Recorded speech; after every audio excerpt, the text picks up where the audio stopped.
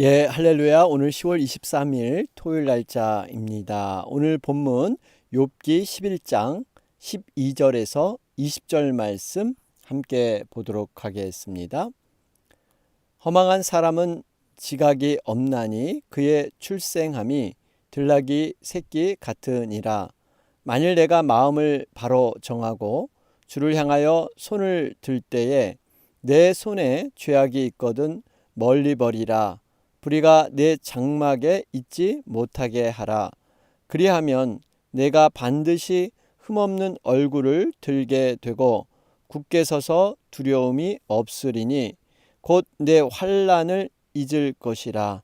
내가 기억할지라도 물이 흘러감 같을 것이며 내 생명의 날이 대낮보다 밝으리니 어둠이 있다 할지라도 아침과 같이 될 것이요 내가 희망이 있으므로 안전할 것이며 두루 살펴보고 평안히 쉬리라.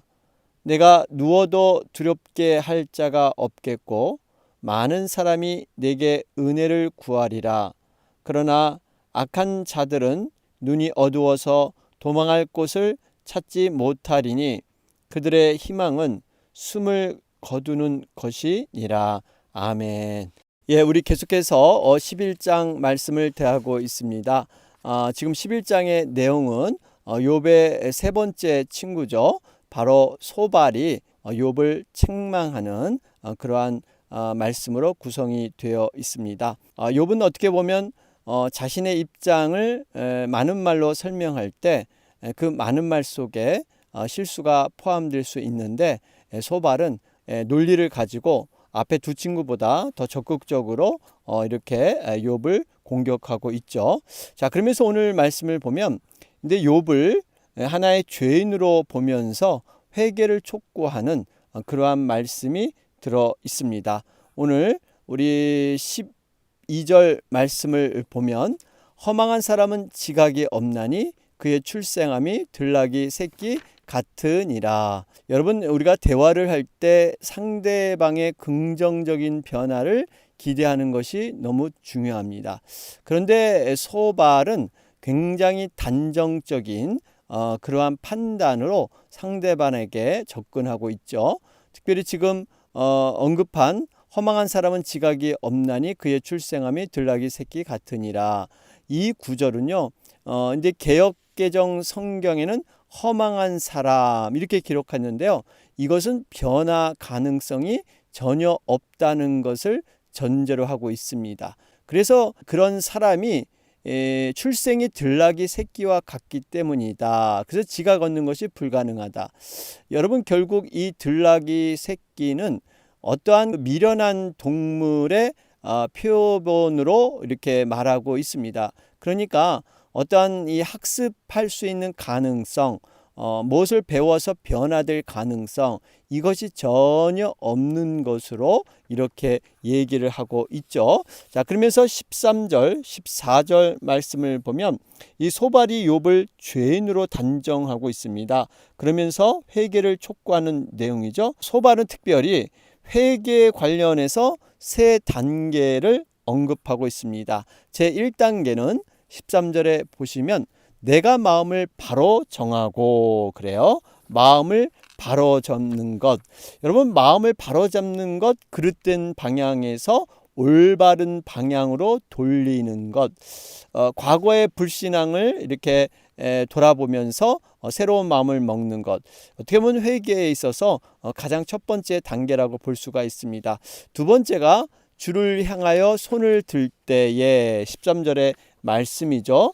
여러분, 이것은 결국 기도입니다. 하나님 앞에 죄를 고백하는 기도, 이러한 기도를 통해서 내 14절의 세 번째 단계가 내 손에 죄악이 있거든 멀리 버리라. 불의가 내 장막에 있지 못하게 하라. 결국 이 세 번째 단계는 생활을 깨끗게 하라, 정결케 하라, 변화된 삶을 의미하고 있습니다. 여러분, 어떻게 보면 지금 우리가 앞에서도 쭉 말씀을 드렸지만 욥의 상황에 정확한 그러한 권면의 말씀은 아니죠. 그러나 우리가 보편적으로 일반적으로 볼 때 이것은 우리에게 바른 교훈이다라는 것을 볼 수가 있습니다. 여러분, 진정한 회개를 하려면 이러한 세 단계의 과정이 있습니다. 마음에 우리가 회개하고자 하는 그러한 마음을 갖고 기도를 통해서, 그리고 이제는 마지막 변화된 삶을 통해서 정말 깨끗한 삶을 살아가는 것, 이것이 여러분 진정한 회개가 되는 줄로 믿습니다. 회개는 완전히 삶에서 돌이키는 것까지, 여러분 이것이 진정한 회개이죠. 마음의 후회나 감정의 후회로 우리가 회개가 끝나지 않는다 하는 것을 알 수가 있습니다. 16절 말씀을 보시면 곧 내 환난을 잊을 것이라 내가 기억할지라도 물이 흘러감 같을 것이며. 여러분, 욥이 회개하게 되면 받는 축복이 뭐냐? 바로 이런 거라는 겁니다. 정말 하나님께서 그 모든 것을 기억지 않을 뿐만 아니라 회복시켜 주신다. 이전의 환난까지도 기억나게 하지 않으신다라는 것이 소발의 그러한 권면입니다. 하나님께서는 하나님의 자녀가 죄를 범하게 되면 결코 그냥 넘어가지 않으십니다. 사랑하는 자에게 채찍을 들게 되시죠. 그래서 죄를 멀리하게끔 징계를 내리십니다. 그러나 죄인이 진정으로 회개하기만 하면 하나님은 언제 그랬냐듯이 그 징계의 고통을 다 회복시켜 주시고, 또 과거에 지은 죄까지도 기억지 아니하신다. 전혀 정말 하나님은 어떤 그 기억에 없으신 거죠. 그래서 우스갯소리지만 이런 얘기가 있죠. 우리가 아침에 어떤 죄를 짓고 정말 이 죄를 안 짓기 위해서 애쓰며 또 하나님 앞에 회개기도 드렸는데 저녁에 똑같은 죄를 지면서 어떤 사람이 하나님, 제가 아침에 지었던 그 죄를 또 회개하고 또 똑같은 죄를 지었습니다. 그랬더니 하나님께서 나는 아침에 지은 죄를 이미 다 잊어버렸다, 이런 말씀을 하셨다고 합니다. 굉장히 일리 있는 얘기예요. 우리가 진정으로 하나님 앞에 회개하면 하나님은 모든 것을 기억지 아니하시고 우리를 새롭게 대해 주신다는 것입니다. 여러분, 이렇게 기억할지라도 물이 흘러감 같다, 물에다 비유를 했어요. 여러분, 강물을 한번 생각해 보시면 강물은 항상 똑같은 물이 동일하게 흐른 것 같지만 여러분, 사실 발을 담글 때마다 그 물은 다른 것이죠. 결국에는 모든 것이 흘러가 버리고 새로운 곳으로 채워지는 것, 바로 이 원리가 하나님의 마음이고 하나님의 기억이다라는 것입니다. 그래서 우리의 과거의 잘못을 전혀 기억하지 않는 것, 예를 들어서 우리가 부모님께 어떤 징계를 받게 되면, 여러분, 우리 잘못으로 인해서 징계를 받는 경우가 있죠. 그럼 그 징계가 때로는 너무 가혹하다, 너무 심하다, 어렸을 때는 이렇게 생각하기도 하는데요. 여러분, 사실 이 징계가 끝나면 얼마나 하나님 아버지처럼 우리 부모님도 이렇게 사랑으로 우리를 보듬어 주십니다. 이런 원리가 바로 하나님께도 분명히 나타난다는 것입니다. 그래서 우리가 이 회개의 중요성, 우리가 진정한 회개를 하면 하나님께서는 용서 못할 일이 없다라는 것을 볼 수가 있습니다. 그러면서 17절에 내 생명의 날이 대낮보다 밝으리니 어둠이 있다 할지라도 아침과 같이 될 것이요. 생명의 날이 대낮보다 밝는다, 어둠이 있다 할지라도 아침과 같이 될 것이다. 여러분, 우리에게 인생의 어둠이 누구나 다 있습니다. 고난의 과정, 또 여러 가지 우리가 정말 하나님 앞에 온전한 삶을 살지 못해서 받는 그런 징계의 모습도 있죠. 여러분, 이런 사람의 대표적인 사람이 바로 야곱이 아닐까 생각합니다. 야곱은 과거에 정말 자기 자신을 의지하고 깨와 자신의 어떤 노력과 지혜로 인생을 살아보려고 발버둥 쳤던 사람의 모습이죠. 그런데 그가 이 약복강에서 그동안 정말 자기가 살았던 모든 삶의 패턴을 버리고 이 처절한 밤을 통해서 분이엘의 하나님, 그 아침을 맞이했던 것을 우리는 기억하게 됩니다. 여러분, 정말 야곱의 인생은 그동안 불안하고 굉장히 칙칙하고 어두운 인생이었죠. 축복받기 위해서 아버지와 형을 속였습니다. 그리고 홀로 멀리 여행하면서 늘 불안한 그러한 마음으로 살게 되었죠. 그가 도착한 밧단 아람, 그것도 여러 가지 그 속에 어려움은 지속이 됐습니다. 낮의 더위와 밤의 추위를 견뎌야 하는 이러한 고통, 또 외삼촌 라반으로부터 아무런 싹도 받지 못하고 어려움을 당했던 어둠의 인생. 그런데 그가 약복강에서 밤을 지샌 후에 그의 인생이 완전히 달라지게 됩니다. 이로 인해서 자신이 달라지니까 우선 그를 원수로 여겼던 형 에서, 이 에서에게 화해를 얻어내게 됩니다. 무엇보다도 화해로 끝난 것이 아니라 약속의 땅인 가나안 땅까지 그가 차지하게 되죠. 결국 이 의미는 우리 인생의 약복강 같은 이러한 고난의 밤을 온전히 믿음으로 잘 지내게 되면 분이엘의 아침, 정말 우리 하나님의 얼굴의 모습을 만나게 될 줄로 믿습니다. 우리가 혹시 여러 가지 고난과 어려움 가운데 있습니까? 우리 흔히들 터널과 동굴의 비유를 얘기하죠. 동굴은 동일하게 어둡고 캄캄한데 입구는 이때 출구가 없습니다. 터널은 어둡고 캄캄한 것은 동일한데 입구도 있고 출구가 반드시 있다는 것이죠. 터널, 우리는 때론 이 어둠의 고난의 과정, 이것은 반드시 빛이 있는 출구로 나가는 과정이다. 그래서 우리는 터널을 지금 통과하고 있다라는 거 우리가 기억해야 될 줄로 믿습니다. 그러면서 18절 말씀을 보시면 내가 희망이 있으므로 안전할 것이며 두루 살펴보고 평안히 쉬리라. 여러분, 소망이 있는 자, 여러분 희망이 있는 자는요 안전하다는 거예요. 평안을 누리게 된다는 것입니다. 두루 살펴보고 안전하다 그러죠. 여러분, 결국에 믿는 구석이 있는 사람들은요 지금 조금의 고난이 있어도 그 믿는 구석이 확실한 존재라면 어떠한 신실함도 있고 마음이 쉽게 변하지 않고 또 능력도 있습니다. 이렇게 간섭하면 해결할 수 있는 능력. 여러분, 이 분이 바로 우리 하나님이지 않겠습니까? 우리는 이 땅에 살아갈 때 믿는 자라도 또 믿음이 정말 신실하게 설 때라도 언제든지 이렇게 욥과 같이 고난을 맞이할 수가 있습니다. 그럼에도 불구하고 우리에게 소망이 되는 것, 평안함을 유지할 수 있는 것, 바로 우리 하나님을 굳건히 믿는 믿음이 있기 때문에, 그래서 모든 희망과 그 소망은 하나님으로부터 우리가 출발하지 않습니까? 그렇기 때문에 우리는 어떠한 상황에서도 하나님을 믿는 믿음, 그것을 반석 위에 세울 때 작은 고난, 큰 고난 우리는 능히 넘어갈 수 있다라는 것을 볼 수가 있습니다. 자, 그러면서 19절에 내가 누워도 두렵게 할 자가 없겠고 많은 사람이 내게 은혜를 구하리라. 여러분, 이렇게 하나님은 믿음으로 사는 의인들, 이 세상의 중심으로 세워주시죠.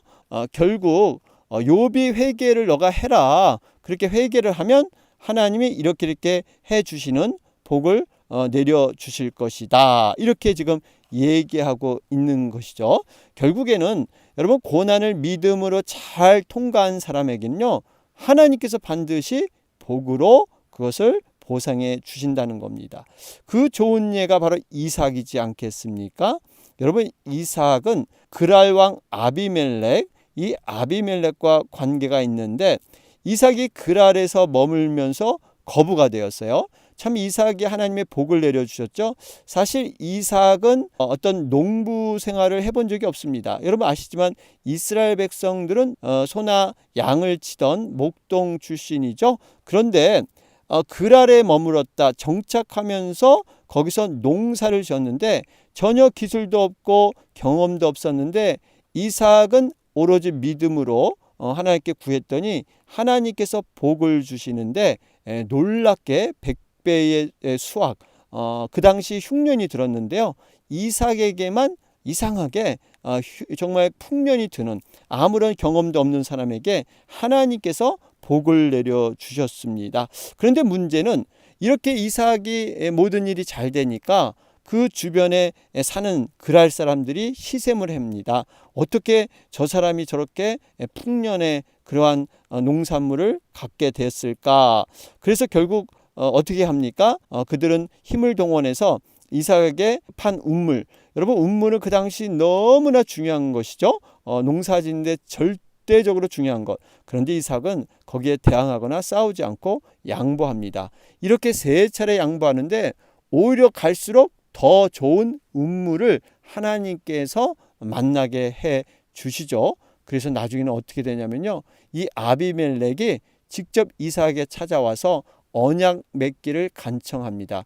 이 언약은 불가침 조약이죠. 서로 공격하지 말자. 왜냐하면 이삭을 보면서 하나님이 늘 함께 하신 것을 이 아비멜렉은 깨달은 것입니다. 너희의 복은 하나님께서 내리신 줄 내가 너무 잘한다. 이게 창세기 26장 내용이지 않겠습니까? 그래서 정말 이제는 이삭을 두려워하고 하나님이 늘 함께 하심을 보면서 이삭을 더 이상 괴롭히지 않는 그러한 이방인들이 그들이었죠. 여러분, 바로 이런 원리입니다. 우리가 하나님 앞에 바로 서기만 하면 세상 사람들이 함부로 우리를 건드리지 못하는 것이죠. 왜냐하면 그 믿음을 보면서 하나님의 함께 하심을 볼 때 정말 인간의 어떠한 그 형편으로 할 수 없는 이런 것들이 드러나기 때문에 여러분, 이러한 것을 통해서 하나님 나라를 우리는 확장해야 될 줄로 믿습니다. 자, 그러면서 20절 말씀, 우리 결론의 말씀이 그러나 악한 자들은 눈이 어두워서 도망할 곳을 찾지 못하리니, 여러분, 이 악한 자들은 눈이 어둡다. 이것은 육신의 눈을 얘기하기보다는 영적인 눈, 믿음의 눈을 얘기하고 있죠. 우리가 잘 아는 열왕기하 6장 18절에 보면요, 엘리사를 잡기 위해서 도단으로 침입했던 아람 군대, 여러분 어떻게 그들이 무너집니까? 엘리사가 간절히 간구하고 기도했더니 하나님께서 그들의 눈을 어둡게 하고 맙니다. 그들이 길을 잃고 고스란히 사마리아의 포로로 되는 그러한 역사가 일어나게 되죠. 그러니까 지금 본문의 말씀은 보다 영적인 말씀으로서요, 말하자면 악인이 되는 하나의 징표로서 영안이 어두워지는 것을 나타내는 말씀이라고 할 수가 있습니다. 소발은 사실상 욥이 그러한 사람이 되지 않기를 바란다고 말하고 있는 것입니다. 당시 욥의 영안, 신앙의 눈은요, 사실 흐려진 건 아닙니다. 그런데 욥의 지금 적당한 합당한 말은 아님에도 불구하고 우리가 사실 힘써야 될 부분이 영안, 믿음의 눈, 이러한 것이 어두워지지 않도록 힘을 써야 되는 것은 맞습니다. 요즘 여러분, 사람들이 육신의 눈의 건강 굉장히 관심을 많이 갖고 있죠. 그래서 안과도 가고 안경도 새로 바꾸고 여러 가지 방법으로 눈에 신경을 쓰는데, 여러분, 우리가 사실 보이는 것을 보는 것, 이것도 의미 있고 중요하지만 보이지 않는 영원한 세계를 보는 것, 여러분, 이것이 영안이고 믿음의 눈이죠. 이러한 것이 우리가 얼마나 지금 눈이 좋고 있는가, 우리의 영적인 시력이 떨어져 가고 있는가 하는 것을 우리는 점검해 보는 것이 중요합니다. 어느 날 영안이 닫혀서 또 우리의 믿음의 눈이 어두워져서 이것을 못 본다면 하나님의 동행하심, 살아계심을 경험하게 못하게 되는 것이죠. 자, 그러면서 이런 자들은요, 도망할 곳을 찾지 못하리니 그들의 희망은 숨을 거두는 것이니라. 여기 도망할 곳이 그들로부터 사라져버렸다는 뜻입니다. 찾지 못했다는 것은 이제 도망치려고 하니까 출구가 사라져버렸다, 이런 상황인데, 사실 이 의미를 조금 더 깊이 들어가면 이런 뜻이에요. 그동안 하나님께서 기회를 줬잖아요. 지금 이것은 소발의 견해입니다. 기회를 줬는데 회개를 하나님이 계속 촉구해 주셨는데 계속 모른 채 하고 외면하다가 마지막 급한 상황에서 이렇게 회개하려고 할 때, 여러분, 하나님께서는 이미 구원의 손길을 거두었다. 이미 too late, 늦어버린 상황이 된 것이다. 지금 이렇게 바로 소발이 말을 하고 있는 것입니다. 여러분, 이 의미를 좀 우리가 새겨봐야 돼요. 하나님께서 우리에게 구원의 은혜, 구원의 기회, 여러분 이런 것을 줄 때에 우리가 그때 잘 받아야지, 이것을 이렇게 지연시키고 계속 뒤로 미루게 되면 어느 순간 그 구원의 기회가 딱 멈춰지게 될 수밖에 없다는 것입니다. 여러분, 우리에게 주신 하나님의 은혜, 감사의 모습도 그렇고요. 우리에게 맡겨진 사역도 마찬가지입니다. 정말 우리에게 은혜를 주고자 줬는데 그것을 자꾸 이리저리 여러 가지 상황에 핑계를 대서 우리가 미룬다면 이제는 이런 기회가 정녕 오지 않는 날이 있다는 것입니다. 그렇기 때문에 우리가 매일같이 현재 나오 하나님께 주시는 것 감사하면서 우리가 회개할 건 회개하고 우리가 그렇게 나아가야 된다라는 것입니다. 여러분, 우리가 사실 신약 시대에 살고 있다는 게 얼마나 감사한지 모릅니다. 구약 때는 돌판에다가 하나님의 말씀을 새겨 주셨죠. 이것은 결국 자기의 어떤 의지와 노력으로 이렇게 하나님의 말씀을 지키려고 했던 이런 안타까운 모습이 나올 수밖에 없었어요. 그래서 이렇게 바리새인처럼 율법을 강조하고 전통을 강조하고 스스로 그러면서 의인이라고 여겼던 이런 불완전한 시대. 그러나 지금은 신약 시대로 성령의 시대가 되었습니다. 이 하나님의 말씀을 돌판에만 새긴 것이 아니라 바로 신비 마음판에 이렇게 새겨주셨어요. 여러분, 마음판에 하나님의 말씀을 새겨줬다는 것은요, 근데 영영 지워지지 않을 뿐만 아니라 이 마음판에 새겨졌다는 것은 이 하나님의 법을 생각나게 하고요, 이것을 지켜나갈 수 있는 능력까지도 부어주셨다는 거예요. 과거 구약 때는 자신들이 해보려고 이렇게 노력하다가 망쳤지만 이제는 성령의 힘과 능력으로 그것을 이겨나가고 행할 수 있는 이러한 능력조차도 부어주셨다. 이것이 얼마나 감사한 것인지 모릅니다. 우리는 이런 감사를 기억하면서 정말 하나님께서 매 순간마다 지금 주신 모든 은혜와 모든 감사를 우리가 기꺼이 받아들이고 감사로 여러분 나가야 될 줄로 믿습니다. 오늘 토요일 날짜입니다. 내일은 복된 주일이죠. 우리가 변함없는 예배자로 하나님 앞에 상황과 사람을 바라보지 않고 하나님 앞에 예배로 충만히 설 수 있도록 여러분 위해서 기도해 주시고요. 또 교회의 성령 충만, 말씀 충만, 정말 교회는 하나님의 몸된 교회입니다. 조금이라도 흠이 가지 않도록 정말 하나님의 몸된 교회가 하나님의 한뜻 안에서 은혜로 세워질 수 있도록 위해서 기도해 주시기 바랍니다. 이 시간 또 육신이 연약한 지체들 회복을 위해서 간절히 기도하도록 하겠습니다. 다 같이 기도 드리겠습니다.